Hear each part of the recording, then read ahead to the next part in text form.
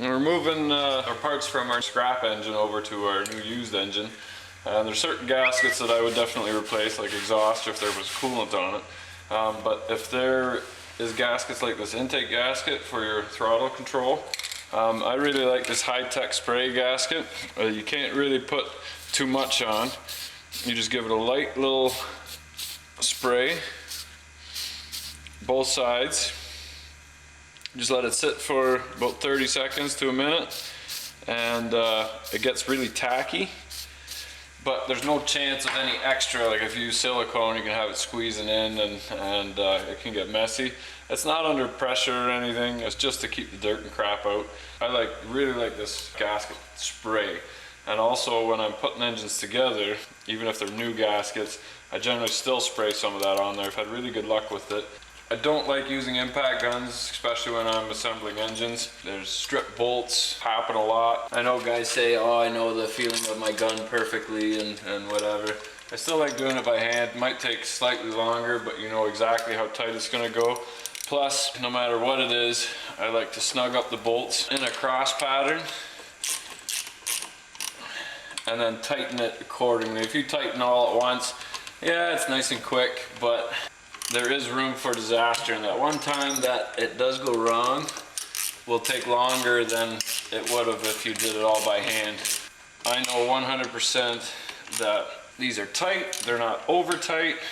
The gasket tack is going to take up any imperfections in that gasket, and I can sleep good at night.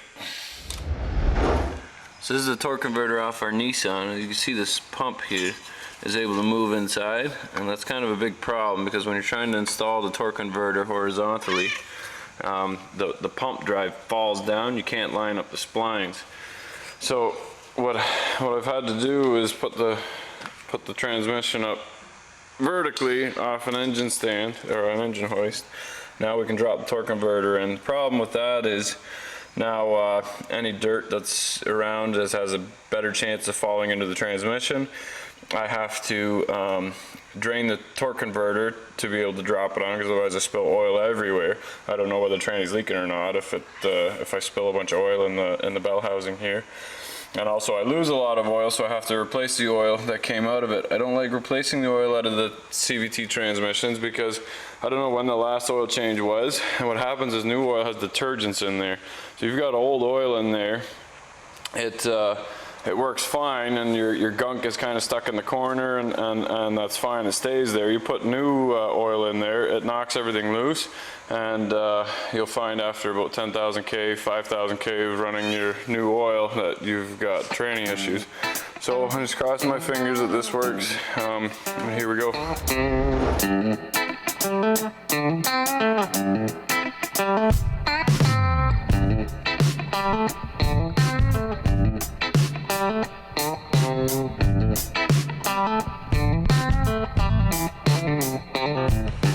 Now what I'm going to do is put the flywheel on top, measure the distance from the flywheel to the face of this, and then I'm going to take the measurements from the flywheel off of the bell housing and make sure that I've got clearance to make it go. So that feels really good. So nice. Onward and upward. Here we go. So we're at the next stage of our Friday built Nissan Murano. Taken everything off of the old engine that was junk. So it looks like this, stripped nice and clean, and everything is moved over to our new engine all dressed up. So you want to do that regardless. This particular wrecker's dropped off an engine that wasn't dressed. They took the time to take everything off and probably sell it individually, like the tensioners, the AC compressor, the alternator. But you want to do that anyway because you don't know whether it was good or not, how long it's been sitting. I know that everything that came off the Murano was working when we took it off the road. You want to take stuff off and make sure that it's good, like your idler and your tensioner and stuff like that, that they're not squeaking or the bearings are dry. It's a lot easier to do everything now. We put new exhaust gaskets on, new spark plugs, moved all our sensors over and the wiring. It's a lot easier to do it when it's outside like this. And when I said it was a Friday built car, you can actually look at the VIN numbers, and I'll post something else on how to decipher the VINs. They have to be able to tell when a vehicle made is and what day, in case there's a recall, if somebody was disgruntled or didn't sleep good the night before and messed up on the assembly line, they can recall all the ones that were made on that shift.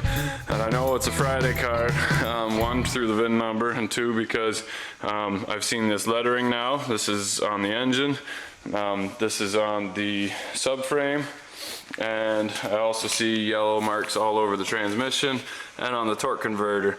So all of these came from wreckers. Nissan is Canada's fastest growing brand because you need to buy 3 of them to keep one of them on the road, unfortunately. It's kind of sad that a nice vehicle like that is already in such dire repair. But we're gonna put this engine back in. Hopefully it gets another 100,000 K out of it. Supposedly the engine only had 112,000 kilometers on it, so it didn't even make 100,000 miles before it blew up. So we're gonna put it back together, and pretty straightforward. Just the exact opposite is the way you took it apart. So I did have to move the transfer case ahead just so I could get the back of the bell housing, or the adapter, flange, whatever, to go around it to get at these couple bolts here. They're kind of tight. So I didn't have to take the CV joint out or anything. I have just enough room to slide it ahead and then go. We want to keep it going as fast as we can. So here we go.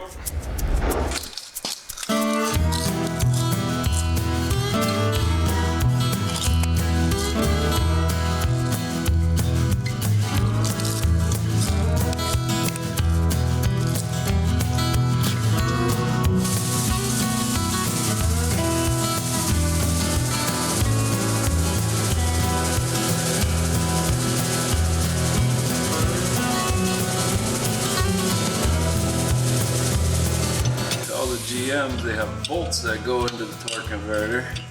The Nissan has studs that come through the flywheel. So not only do you need to line up the studs going into the bell housing from the back of the engine, line up your bolts, you also need to line up the torque converter right away and have your studs poking through your flywheel. The only problem is this engine's meant in multiple different applications. You got multiple holes where the torque converter can pop through. There's actually only 3 nuts that hold it tight, but there's actually 6 studs poking through. A jack like this underneath is nice because you can check your gap a little better. See the studs wanting to go through. I'm just afraid to pull that last little 3/8 of an inch. Very important to be able to take your torque converter bolts and be able to move them back and forth. It means your torque converter is free. When you tighten that up, it'll pull it nice and tight against the flywheel, and there won't be any tension against the seal at the back. So if you can't do this, most likely what happened is you didn't get the 2 prongs into your pump, and you can do a lot of damage. So you got to be able to have this free movement. There's so much over-engineering into a poorly designed engine and transmission. I don't even know where to look on this thing. It's so overcomplicated, just a giant mess. Looks like a bunch of engineers threw up on the sketchboard, and this is kind of what came out. But this is the completed engine tranny assembly, all-wheel drive assembly for a Nissan Murano. Give me a 4-cylinder diesel, 6-cylinder diesel any day. What a mess.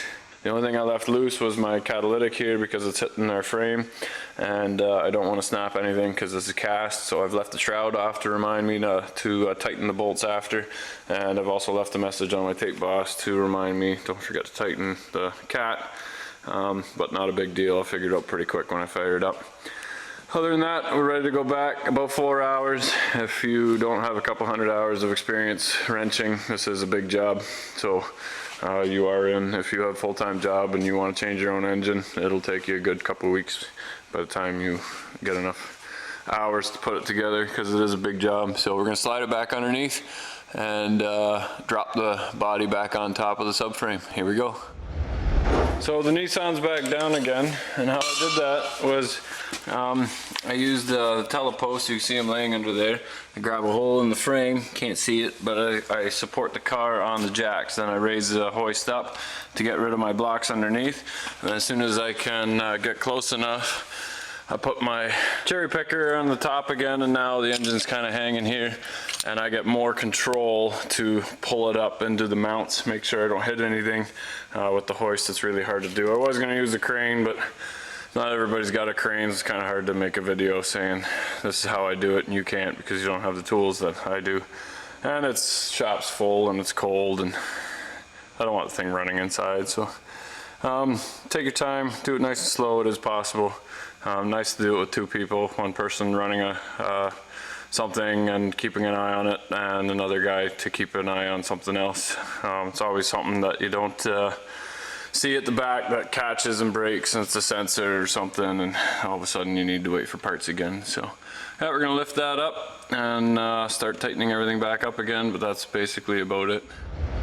One thing I forgot about as I was lifting it up, I was concentrating so much on getting my steering linkage hooked up to the rack and pinion there that I forgot about this mount on this side. So I had to, rather than drop the engine back down again, I just pulled the fuse panel out. There's a bunch of quick connectors, got at the bolts, took this one off and dropped it back on again. So just keep that in mind. That's why it's handy to have two guys. I was doing this by myself, so almost done. Here we go. So follow a variety of projects that include conversions and repairs to anything from Ferraris to chainsaws. And check out the Tape Boss, my newest invention that's coming to market. And remember, if you're not filthy, you're not rich.